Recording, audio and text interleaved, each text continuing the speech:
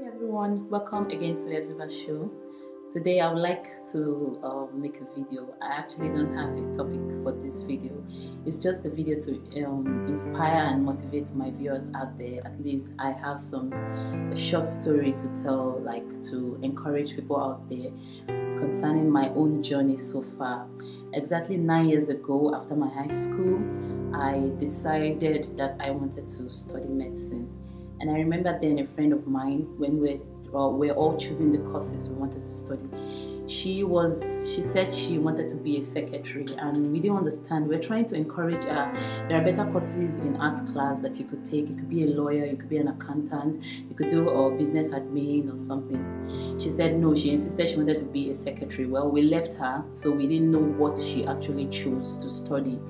And well, years into the university, I started my medical career, and I was really struggling. I was trying my best to be very good at what I was doing, but I was not so comfortable with it. So I had some problem along the way. About 3 years into my medical school, I had some problems and I had to leave my country. I went over to another country, and I still kept the dream. I still went back and started all over again, another 6 years. And today finally I'm done. I'm a doctor, and while in my fifth year, after my fifth year, the war broke out in the country I was, that region of the country, and I had to relocate to another region where I finally rounded up. It was so much up and down for me, the weather and the academic challenges, changing of locations, especially in my final year when I had to change school. I had to change. It was like it's the same country but like different culture, meeting different people, different educational system, but I was able to cope with everything. But one thing I always did and had in mind that period was that I must be a doctor, and I always do try to work hard at everything I do. I try to motivate myself all the time I stayed positive. I kept my dreams, and I just want to, I'm sharing this story to encourage someone out there. You have to, work hard to make sure your dreams come true, especially to the ladies out there. Like this friend of mine I was talking about, that she said she wanted to be a secretary. Now, this is about 9 years now, and I was able to communicate with her again, and I found out that she's married and not really doing anything. She could not really make something good out of her medical act. She was not able to make something good out of what she finally agreed and settled to study for. Why am I saying this? Is to encourage you ladies out there. Don't just settle for less. Don't think you don't have something to give your world. You definitely have something in your inside. While in my medical school, at a point in time, I was making hair. I was a stylist. Like this hair I'm on, I made it myself. I did it for myself. And at a point, I was baking. I baked a lot of things, different kind of snacks, and I love to bake, and I was able to survive with the baking I was doing. I used it to support my studies. Aside the money I received from home, I used this other extra money for some of my extra needs.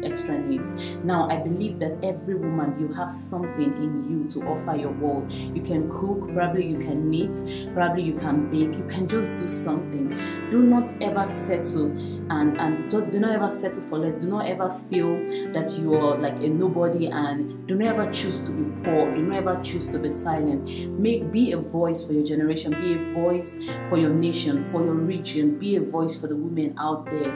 You don't have to, because probably you're married to a poor man or a struggling man, you cannot be of help. You should be of help. Don't settle at being a housewife. Do not just sit down and just be lazy as though you don't have something to offer, something to be remembered for, something that your generation can always thank you for. Now your kids, you're the first example they look up to.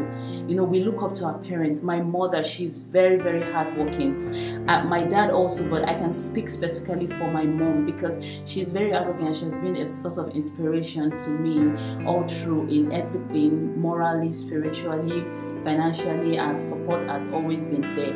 Now this is a challenge to the women out there.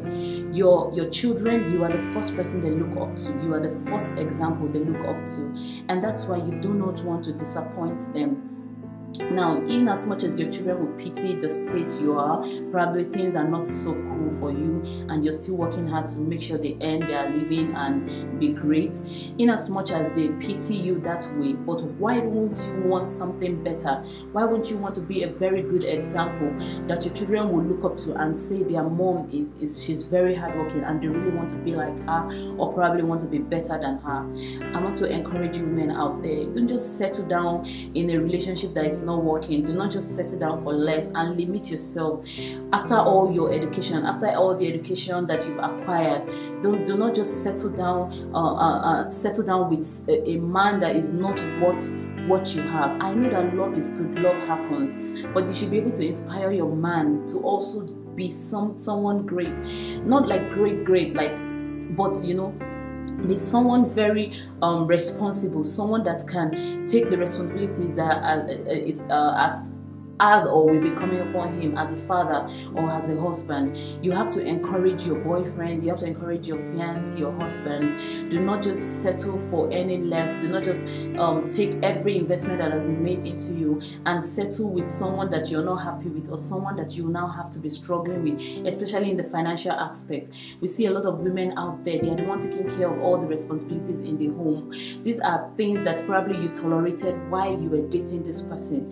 You don't want to get married and all the responsibilities of the home falls upon your shoulder as a lady. You cannot cope with it because you're a lady. Ladies are termed the weaker vessels. Now you want a man that will always support you. So many of us say it, I want a man that can support me, I want a man that can strengthen me, I want a man that can protect me. Why don't you go out there for that man today, rather than this man that you are with, that things are not working, or probably beats you, or probably, you know, even takes from you, rather than caring for you. I know ladies sometimes can be blinded by love and you want to give all your all to the man, probably even cook for him or give him money and some other things like that. You are to be cared for. That is how it is. You are to be careful as a lady. We are queens. We are queens. We're not just servants or any slave. So this is just a short video to women out there. Do something great. Let your husband be proud of you. Let your man be proud of you. When you're doing very great in the society and you're well respected, your man is going to honor you. He's going to love you.